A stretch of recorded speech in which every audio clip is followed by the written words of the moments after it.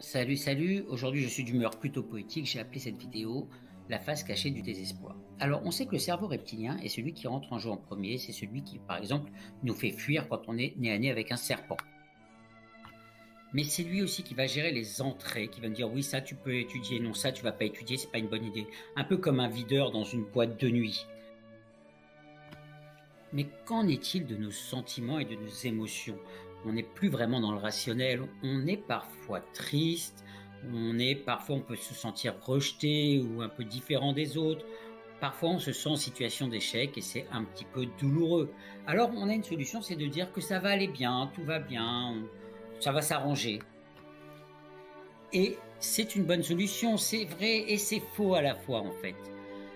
Le problème, c'est qu'on a tendance à cacher nos émotions sous le tapis, à essayer de les ignorer. On fait l'autruche, en fait. Mais au fond de nous, qu'est-ce qui reste? Il reste de la tristesse, il reste de l'émotion négative. Et pourtant, autour de nous, la vie continue. La vie continue, alors qu'est-ce qu'on peut faire? Eh bien, il faut mettre un éclairage sur nos émotions, sur nos sentiments. Il faut qu'on les analyse. Et il faut qu'on les analyse en conscience. Il faut qu'on ait conscience de ce qui se passe pour passer de ça ne va pas à qu'est-ce qui ne va pas. C'est pas du tout la même chose. Et il faut accepter la rupture, accepter peut-être l'échec, accepter d'être différent ou d'être rejeté. C'est pas si grave. Une pièce a toujours deux faces. Il doit y avoir un bon côté à ces choses-là.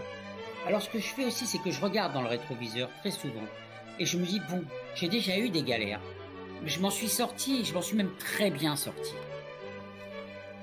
Et finalement, la vie a repris son cours. Alors si je l'ai fait une fois, je dois pouvoir le refaire. En tout cas, ce qui est sûr, c'est qu'il ne faut jamais, jamais, jamais abandonner, jamais se laisser aller.